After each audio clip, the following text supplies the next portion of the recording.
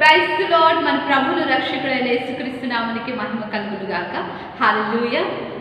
గతించిన కాలమంతా సురక్షితంగా కాపాడి ఆరోగ్యం ఇచ్చి మరలా ఆన్లైన్ సండే స్కూల్ ద్వారా ముందుకు తీసుకొని వచ్చిన దేవాది దేవునికి మొట్టమొదటిగా నా కృతజ్ఞతాస్తుతులు చెల్లిస్తున్నాను. అలాగే ప్రోగ్రామ్ చూస్తున్న ప్రతి ఒక్కరికి ప్రభు పేరిట వందనాలు. Praise the lord everyone. ఈరోజు ప్రోగ్రామ్తో స్పెషాలిటీ ఉంది. ఏంటి అంటే ఈరోజు ప్రోగ్రామ్తో మనము ఆన్లైన్ సండే స్కూల్ స్టార్ట్ చేసి 2 months ఓవర్. ఎంత తొందరగా అయిపోతుందండి టైము. 2 months అయిపోయింది మనం ఆన్లైన్ సండే స్కూల్ స్టార్ట్ చేసి. దేవుని కృపను బట్టి ఈ 2 నెలలు దేవుడు తన ఉచితమైన కృపతో అంటే తన జ్ఞానంతో మనల్ని నడిపిస్తున్నాడు. కాబట్టి దేవునికి మనం స్తుతులు చెల్లించాలి. అలాగే ఈరోజు కూడా నేను I'm ready with action songs, మళ్ళీ memory verses, Bible quiz, main topic అన్నిటితో నేనైతే రెడీ ఉన్నాను. మీరు కూడా బైబిల్, నోట్బుక్, పెన్ అన్నీ తీసుకొని రెడీగా ఉన్నారు కదా. ఒక్క విషయం నేను ఇక్కడ స్ట్రెస్ చేసి చెప్తున్నాను. ఏంటి అంటే మనకి ఎన్ని పనులు ఉన్నా సరే డోంట్ నెగ్లెక్ట్ సండే స్కూల్. ఓకేనా పిల్లలు? ఎందుకంటే you are neglecting God things. అంటే దేవుని విషయాలను నెగ్లెక్ట్ చేస్తున్నావు అంటే యు ఆర్ నెగ్లెక్టింగ్ గాడ్ అనమాట.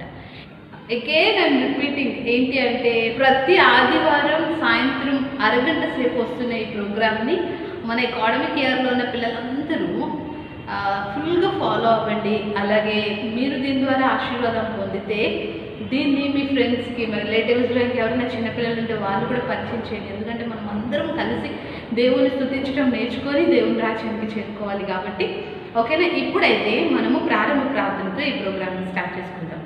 ప్రారంభ ప్రార్థన అని చెప్పిన వెంటనే మనమందరం ఏం చేయాలి? మోకరించి చేతులు జోడించి కళ్ళు మూసి దేవునితో కనెక్ట్ అయ్యి ప్రార్థించాలి.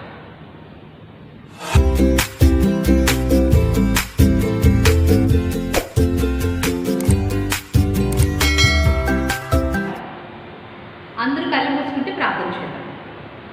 మహాపరిశుద్ధుడ, ప్రేమ కలిగిన తండ్రి స్తోత్రమయ, ఆశ్చర్యకరుడ స్తోత్రం, ఆలోచనకర్త స్తోత్రం, నిత్యుడకు తండ్రి స్తోత్రం, సమాధానకర్త నీకు వందనాలు చెల్లిస్తున్నాం తండ్రి. గతించిన పునరుత్థాన దినం నుంచి ఇదిగో ప్రభు ఈ పునరుత్థాన దినం వరకు ప్రభు నన్ను, నా సంఘ బిడ్డలను, చిన్న బిడ్డలందరినీ ప్రభు సురక్షితమైన రెక్కల చాటున కాచి కాపాడారు ప్రభు.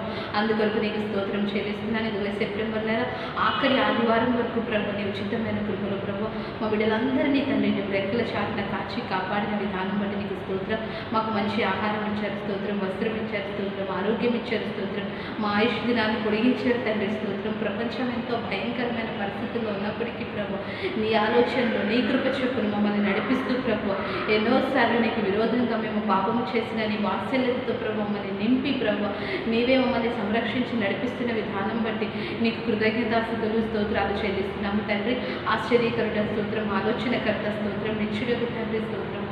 ఇదిగో తండ్రి ఆన్లైన్ సండే స్కూల్ అంతట్లో ప్రభు మీరే ఉండండి.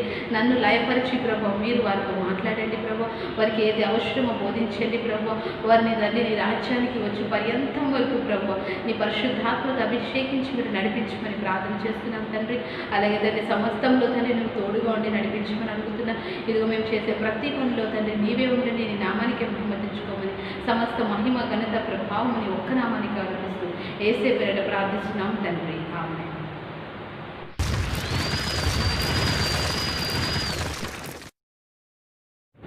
ఓకే చిల్డ్రన్స్, అందరూ ఆమె చెప్పారు కదా. ఇప్పుడైతే మనము యాక్షన్ సాంగ్లోకి వెళ్దాం. I think it's your favourite segment. దీనిలో పిల్లలు పాటలు పాడి ప్రభుని స్తుతిస్తుండగా మీరు కూడా వారితో కలిసి పాడుతూ దేవుని నామాన్ని స్తుతించండి.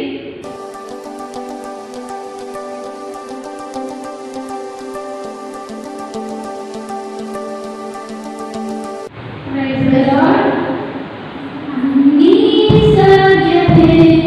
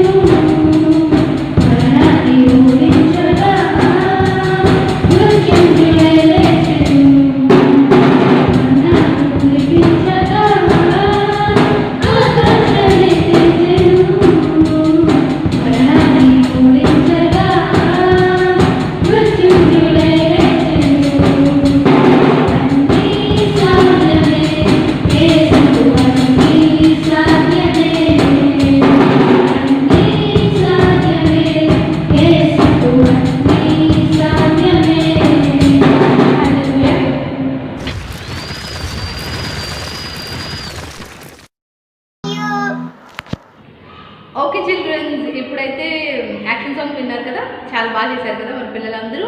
ఇలాగే వాళ్ళు మనం అందరం పాడుతూ దేవుని నామాన్ని స్తుతిస్తూ దేవునికి ఇంకా దగ్గర కావాలని మనం రోజు ప్రార్థన చేద్దాం. ఇప్పుడైతే నెక్స్ట్ సెగ్మెంట్లోకి వెళ్దాం.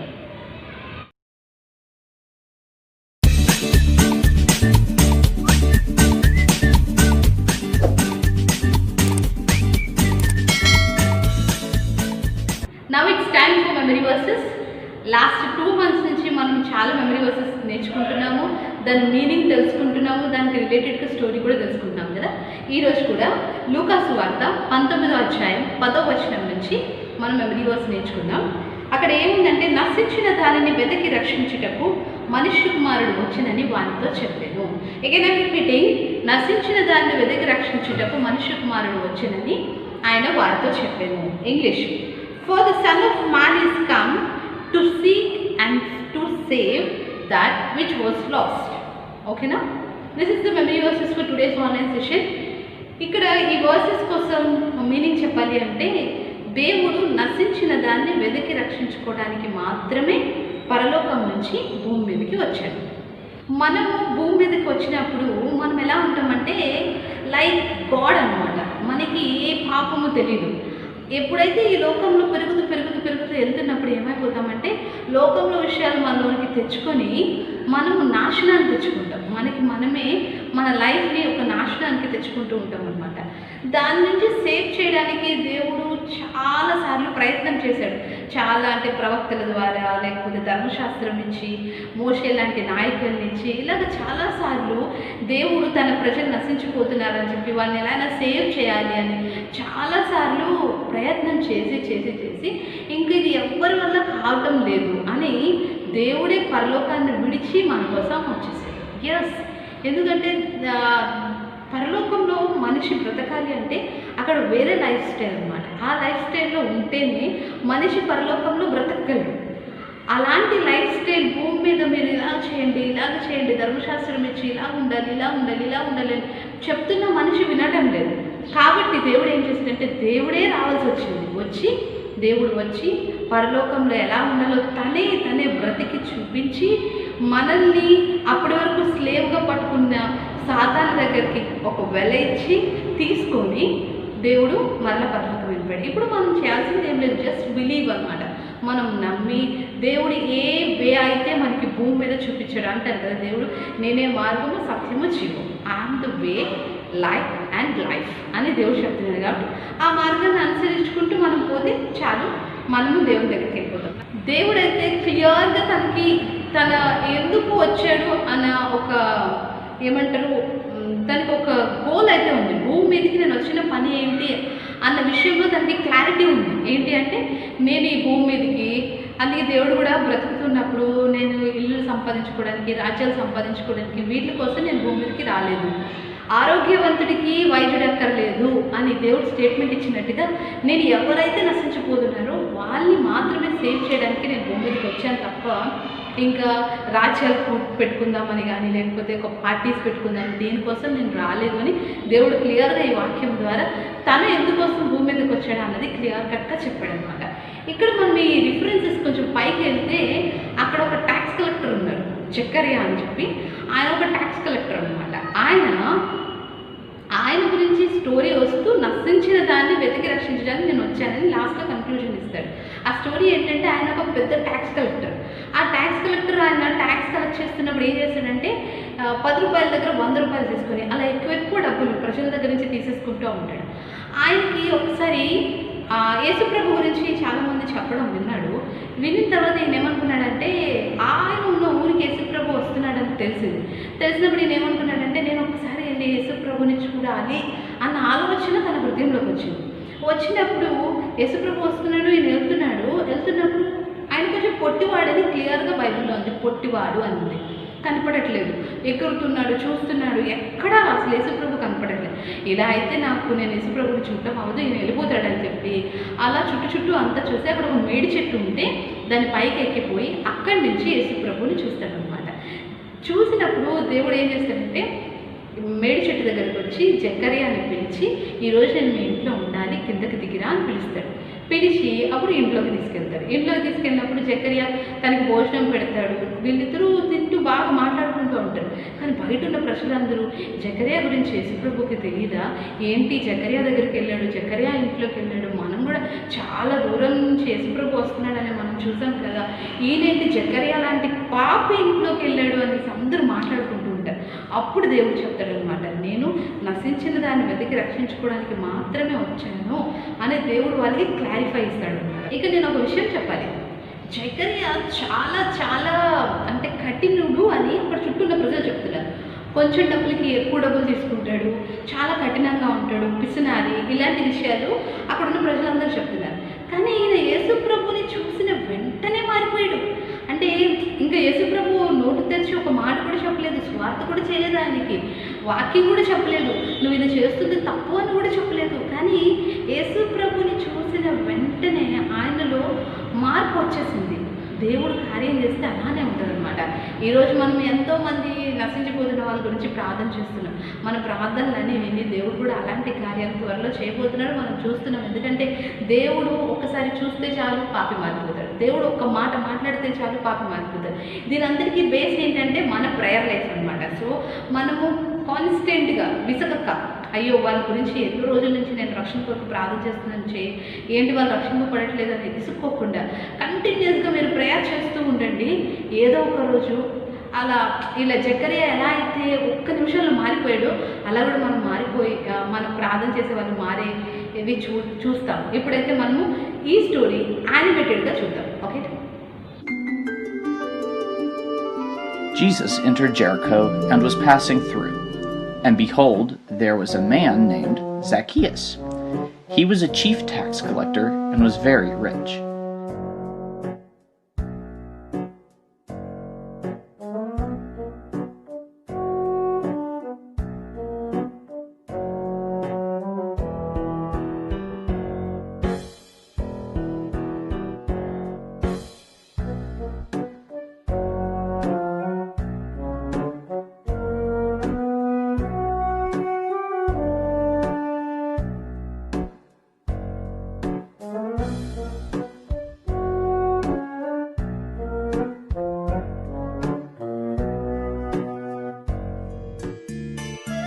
He was seeking to see who Jesus was, but on account of the crowd, he could not, because he was small in stature.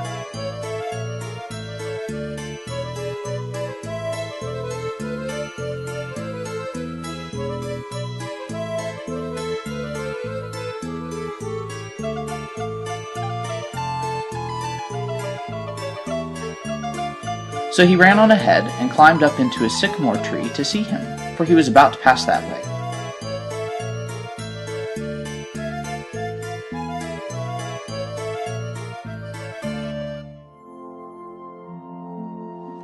And when Jesus came to the place, he looked up and said to him, Zacchaeus, hurry and come down, for I must stay at your house today. So he hurried and came down and received him joyfully.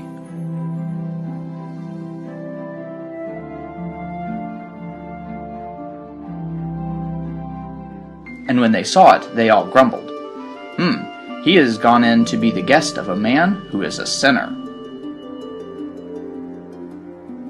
And Zacchaeus stood and said to the Lord, Behold, Lord, the half of my goods I give to the poor. And if I have defrauded anyone of anything, I restore it fourfold. And Jesus said to him, Today salvation has come to this house, since he also is a son of Abraham. For the Son of Man came to seek and to save the lost.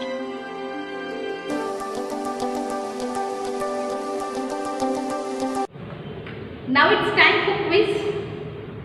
Last week నేను మళ్ళీ చెప్తున్నాను, మన పిల్లలందరూ online science school programme చూసి ప్రతి ఒక్కరూ క్విజ్కి answer చేయాలని మళ్ళీ స్ట్రెస్ చేసి చెప్తున్నాను. లాస్ట్ వీక్ సీనియర్స్ క్విజ్ ఏంటి అంటే, మనిషి అంటే మీనింగ్ ఏంటి? That is the question for seniors. మనిషి అంటే అర్థం, ఇది ఆదికాండంలో ఉంటుంది. ఆదికాండం మీరు చూసినట్టయితే ఆదికాండంలో మనిషి అంటే మరచుట అని మీనింగ్ ఉంటుంది. So that is the answer for seniors question. Seniors question నుంచి ఆన్సర్ ఎవరు పంపించారు అంటే చందన్ ఫస్ట్ పంపించారు. దాని తర్వాత Amrutha, again Ruth. That's it. Seniors నుంచి వీళ్ళు ముగ్గురే పంపించారు.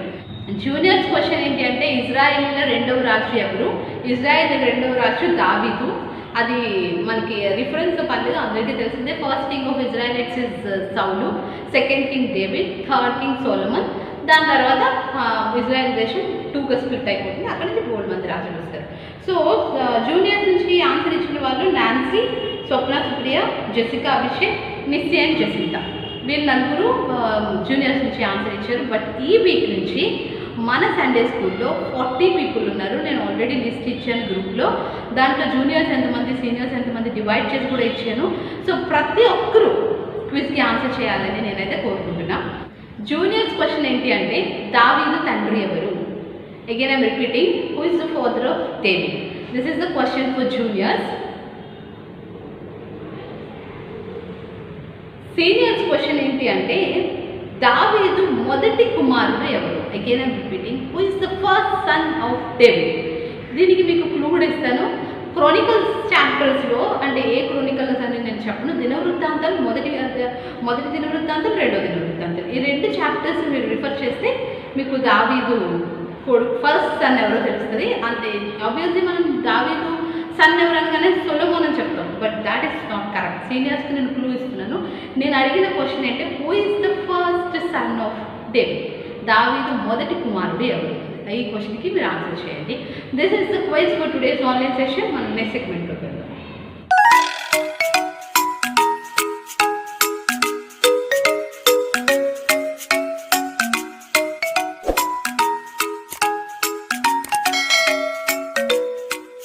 Welcome again. Now it's time for main topic. ఈరోజు టాపిక్ ఏంటంటే వాట్ ఈజ్ సాల్వేషన్? అందరికీ అనొచ్చు రక్షణ అంటే ఏంటి తెలియకుండా ఉంటుందా అని. ఎస్, బట్ నాకు ఒక 4 పిల్లలు బాప్తిజం తీసుకుందాం అనుకుంటున్నాము, బాప్తిజం తీసుకోవాలంటే ఏం చేయాలి, ఇలాంటి క్వశ్చన్స్ అడుగుతున్నారు. కాబట్టి టుడే నా టాపిక్లో రక్షణ అంటే ఏంటో మొదటిగా చెప్పాలని నేను అయితే ఆశపడుతున్నాను. ఈరోజు వాట్ ఈజ్ సాల్వేషన్ తెలుసుకుందాం. రక్షణ అంటే ఏంటి? ఏదైనా సరే క్రిటికల్ సిచ్యువేషన్లో మనం ఉంటున్నప్పుడు ఆ క్రిటికల్ సిచ్యువేషన్ నుంచి మనము సేవ్ అవుతే దాట్ ఈజ్ సాల్వేషన్. అంటే ఆ సిచ్యువేషన్ నుంచి మనము ఏదైతే మనల్ని తప్పిస్తుందో అది రక్షణ అనమాట. ఏదైతే మనల్ని ప్రొటెక్ట్ చేస్తుందో అది రక్షణ అనమాట. ఇక్కడ మనము ఈ లోకంలోకి వచ్చాము. ఈ లోకంలోకి వచ్చిన తర్వాత మన ఇష్టం వచ్చినట్టు మనం బ్రతకచ్చు. మనం ఎలా ఉన్నా సరే, అంటే మనం ఎలా ఉన్నాం క్వశ్చన్ చేసేది ఎవరు లేదు. మన ఇష్టం వచ్చినట్టు మనం ఉండొచ్చు. కానీ ఇలాగ ఉంటే నువ్వు పరలోకానికి వెళ్ళవు. పరలోకానికి వెళ్ళాలి అంటే ఒక ప్రాసెస్ ఉంది, అదే సాల్వేషన్. సాల్వేషన్ ఉన్న వాళ్ళు మాత్రమే పరలోకం వెళ్తారు. Here again I'm stress the point ఏంటి అంటే బాప్తిజం తీసుకున్న వాళ్ళు పరలోకం వెళ్ళరు. చాలామంది బాప్తిజం తీసుకుంటారు, అంటే కొంచెం మంది పేరెంట్స్ ఫోర్స్, లేదు అంటే సిచ్యువేషన్ బేసిస్. ఆ టైంకి ఇప్పుడు బాప్తిజం తీసుకోవాలి నెసెసిటీ అని అన్నప్పుడు చాలామంది బాప్తిజం తీసుకుంటారు. తీసుకున్నంత మాత్రాన వాళ్ళు రక్షింపబడ్డారు అని కాదు. ఎందుకంటే మన మనస్సు మారితే అది రక్షణ. బాప్తిజం తీసుకోవాలి. ఏంటంటే బాప్తిజం ఎప్పుడు తీసుకోవాలంటే నువ్వు మారిన తర్వాత తీసుకోవాలి. That is the sign of salvation. అంటే నేను రక్షింపబడ్డాను అనడానికి గుర్తు బాప్తిజం. బట్ బాప్తిజం ఇస్ నాట్ సాల్వేషన్. అంటే బాప్తిజము రక్షణ ఒకటి కాదు. నేను రక్షణ పొందాను అనడానికి గుర్తు బాప్తిజం అన్నమాట. ఇప్పుడు మనం రక్షణ అంటే ఏంటో తెలుసుకుందాం. దేవుడు భూమిని చూశాడు. భూమిని చూసినప్పుడు చాలా మంచిగా ఉంది అనుకున్నాడట. భూమిని చూసినప్పుడు ఎప్పుడు తను తయారు చేస్తున్నప్పుడు అనమాట, తను భూమిని తయారు చేస్తున్న టైంలో చెట్లను చూసి మంచిగా ఉంది, పక్షులను చూసి మంచిగా ఉంది, సీలో ఉన్న వాటిని చూసి మంచిగా ఉంది, అన్నిటిని చూసి మంచిగా ఉంది. లాస్ట్లో భూమిని చూసి మంచిగా ఉంది అనుకుంటాడు. అదే దేవుడు 6వ అధ్యాయం వచ్చేటప్పటికి ఏమైందంటే ఈ భూమిని చూస్తే నాకు, భూమి మీద ఉన్న నరులను చూస్తే నాకు ఏమవుతుంది అంటే బాధ వస్తుంది. నాకు దీని అంతటినీ ఒక్కసారి దీన్ని పాడు చేసేయాలని అంత కోపం వస్తుంది అని చెప్తున్నాడు. ఎందుకు? అక్కడ వాళ్ళ ఆలోచన పద్ధతి మారిపోయింది. వాళ్ళకి రక్షణ లేదు. ఎందుకు? క్రియేట్ చేసినప్పుడు దేవుడికి నచ్చిన భూమి కొన్ని ఇయర్స్ అయిన తర్వాత ఎందుకు నచ్చలేదు దేవుడికి అంటే వాళ్ళు చేస్తున్న పాపము, వాళ్ళు చేస్తున్న క్రియలు దేవుడికి నచ్చలేదు. ఆ టైంలో దేవుడు ఏమనుకున్నాడంటే, మీరు ఎప్పుడైనా క్రికెట్ ఆడినప్పుడు బాల్స్ చాలామంది పిల్లలు అక్కడక్కడ పడిపోతూ ఉంటాయి. పడిపోతున్నప్పుడు వాళ్ళు ఏం చేస్తారు, అది మురికిలో పడింది అనుకోండి, ఆ బాల్ తీసుకొచ్చి బకెట్లో వాటర్ ఉంటే ఇలా అని క్లీన్ చేసి తీసిస్తారు బాల్ని నీట్గా, లేదంటే ఒక ట్యాప్ దగ్గర పెట్టి క్లీన్ చేసి తీసిస్తారు. దేవుడు భూమి ఏమంటారు రౌండ్గా ఉందని భూమి సైంటిస్టులు చెప్తున్నారు అనమాట. అంటే దేవుడు ఏం చేసి ఉంటాడో చెప్పమంటారా, భూమిని బాల్ లాగా తీసుకుని వాటర్లో వేసి శుభ్రంగా ఇలా తిప్పేశాడు. అప్పుడు ప్రజలు ఎంత కష్టపడ్డారు మనం చూడలేదు, కానీ జస్ట్ మనం ఒక ఇమాజినేషన్ చేసుకోవాలన్నమాట. బాల్ని ఎలాగైతే ఇలాగ క్లీన్ చేస్తారో అలాగే దేవుడు భూమిని పట్టుకొని నీళ్ళలో పెట్టి ఒకసారి కడిగి పడేసాడు. అంతే, కడిగి పడేస్తే ఏమైపోయిందంటే నీట్గా అయిపోయింది అనుకున్నాడు. ఆ టైంలో అందరినీ చూస్తున్నప్పుడు నోవాహు దేవునికి నచ్చాడు అనమాట. అబ్బా ఈ నోవాహు చాలా మంచిగా ఉన్నాడు, నేను ఇతన్ని సేవ్ చేయాలనుకున్నాడు. That is salvation. నేను అప్పట్లో బాప్తిజం లేదు, ఏమి లేదు, కానీ నోవాహు చాలా మంచివాడు, నోవాహు యథార్థవంతుడు, నోవాహు నీతిమంతుడు, నోవాహు మనసు మంచిది. ఇలా అనుకున్నప్పుడు ఆయన నోవాహుని సేవ్ చేయాలనుకుని ఒక పడవను చేసుకోమన్నాడు. ఆ పడవలోకి వెళ్ళమన్నాడు. అందులో మీరు సేఫ్గా ఉండండి. ఇది అంత క్లీనింగ్ ప్రాసెస్. అంటే ఏంటంటే భూమిని క్లీన్ చేస్తున్నాడు అని చెప్పాను కదా నేను స్టార్టింగ్లో, వాటర్లో పెట్టి క్లీన్ చేస్తాడు. ఈ క్లీనింగ్ ప్రాసెస్ అయిపోయిన తర్వాత మిమ్మల్ని సేఫ్గా మంచి భూమి మీదకి తీసుకొస్తానని నోవాహు చెప్పాడు. ఈ రోజున కూడా దేవుడు ప్రపంచాన్ని అగ్ని కొరకు సిద్ధపరిచి ఉంచాడు అని బైబిల్ చెబుతుంది. అగ్ని కొరకు దేవుడు ప్రపంచాన్ని సిద్ధపరిచి ఉంచాడు. ఈ అగ్ని మరలా భూమిని కాల్చేస్తుంది. ఈ టైంలో నువ్వు సేవ్ అవ్వాలి అంటే ఒక్కటే ప్రాసెస్ ఏంటంటే నీ మనసు మార్చుకోవాలి. సాల్వేషన్కి the first step of salvation is మన మనస్సు మారాలి. మన మనసులో ఉన్న ఆలోచనలు మారాలి, మనం చేస్తున్న పనులు మారాలి. రక్షణ పొందాడు ఈ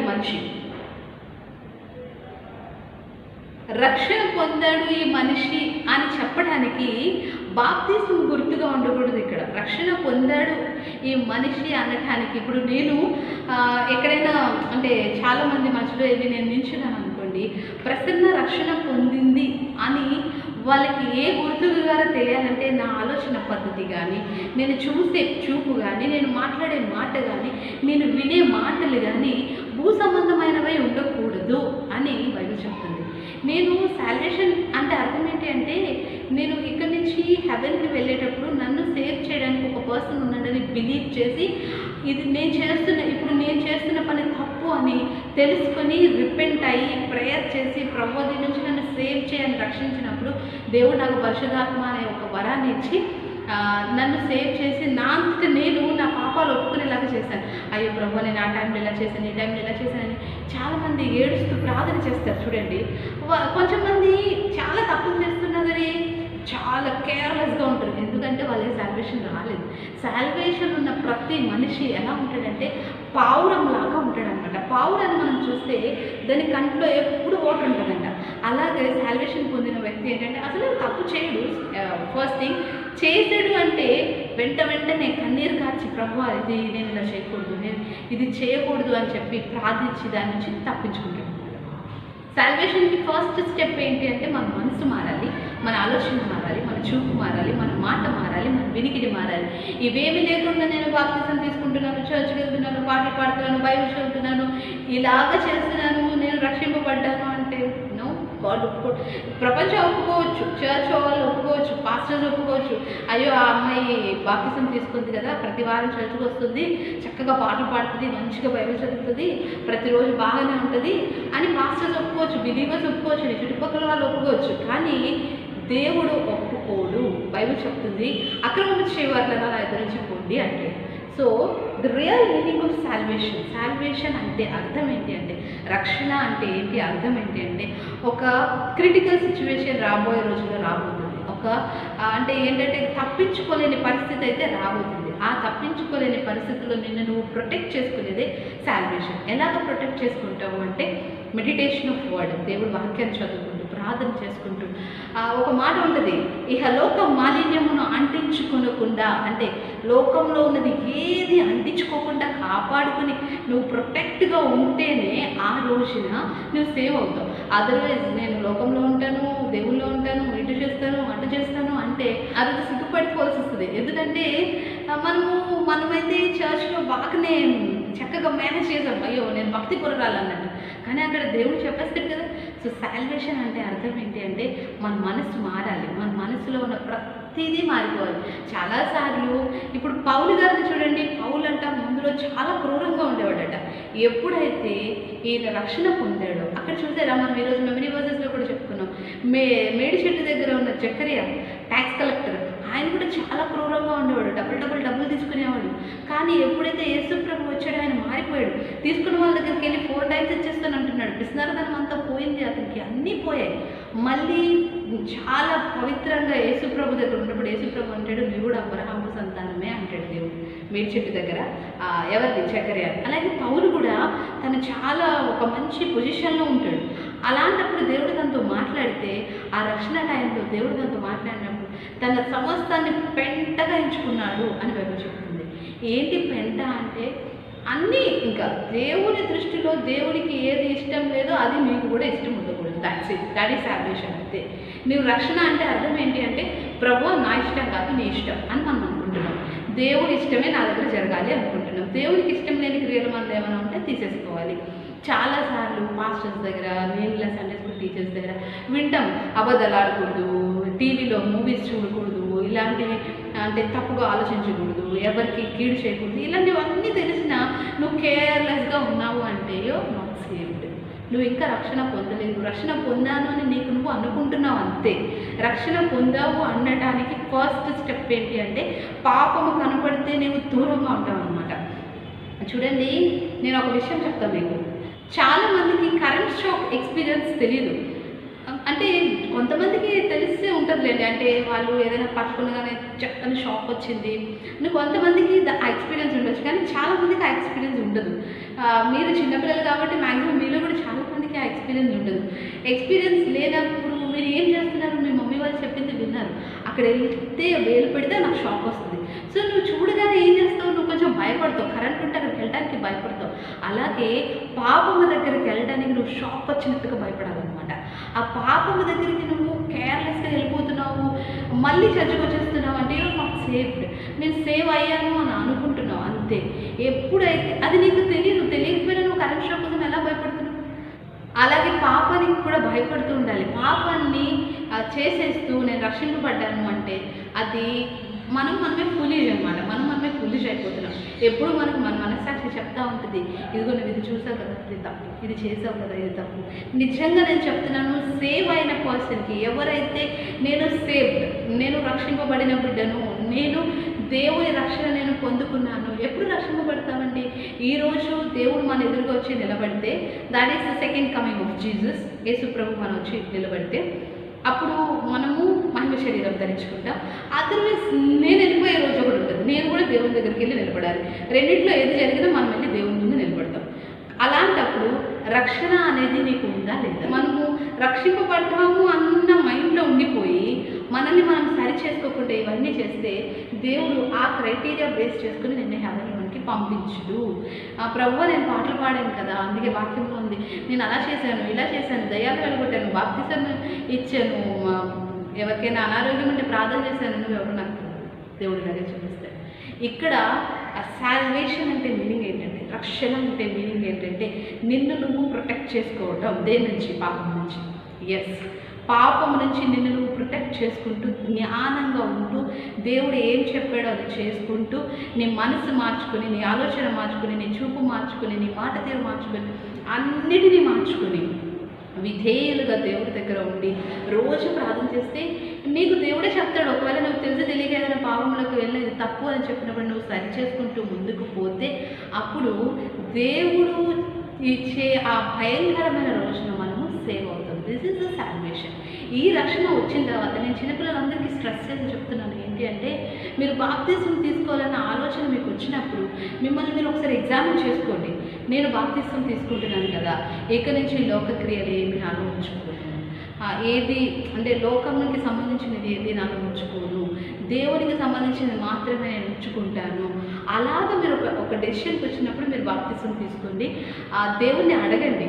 మీరు చిన్నప్పటి నుంచి సండే స్కూల్లో పెరుగుతున్నారు, మీకు తెలుసు అన్నీ ఏది తప్పు, ఏది రైట్, ఏది చేయాలి, ఏది చేయకూడదు అన్నీ తెలుసు. కాబట్టి మీరు అలాగ ఉండి మారిన మనసుని మళ్ళీ అపవిత్రం చేసుకోకుండా జాగ్రత్తగా కాపాడుకుంటూ ఆ సాల్వేషన్ ఎలా అయితే నోవాహు అంత భయంకరమైన టైంలో తను సేవ్ అవ్వాడో, అలాగే మనకి ఒక రోజు రాబోతుంది ఆ రోజులో మనల్ని సేవ్ అవ్వడానికి మనల్ని మనం జాగ్రత్తగా ప్రొటెక్ట్ చేసుకుందాం.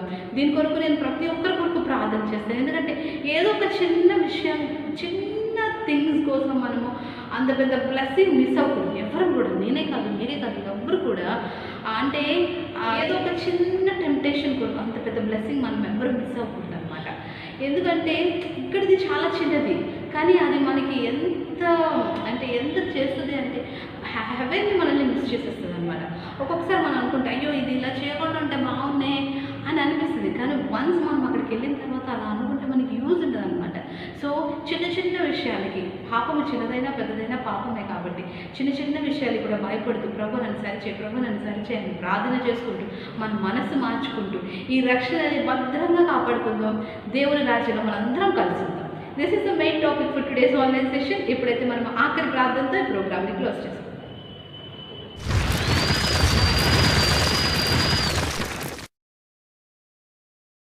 మహాపరిశుద్ధుడ, ప్రేమ కలిగిన తండ్రి, స్తోత్రమయ. ఇదిగో ప్రభు, ఈ ఆన్లైన్ సండే స్కూల్ ఆది నుంచి అంతం వరకు ప్రభు నీ ఆధీనంలో ఉంచి ప్రభు మమ్మల్ని నడిపించిన విధానం బట్టి నేను స్తోత్రం తండ్రి. పిల్లలు పాడుతూ ఉంటుండగా నీ నామాన్ని స్తుతింటుండగా ప్రభు తండ్రి నీవు వారికి తోడుగా ఉన్నందుకు స్తోత్రం. అలాగే తండ్రి మేము చెప్పిన ప్రతి మాటలో ప్రభు మాకు మీరు తోడుగా ఉండి తండ్రి వారితో మాట్లాడిన విధానం బట్టి నీకు స్తోత్రమయ.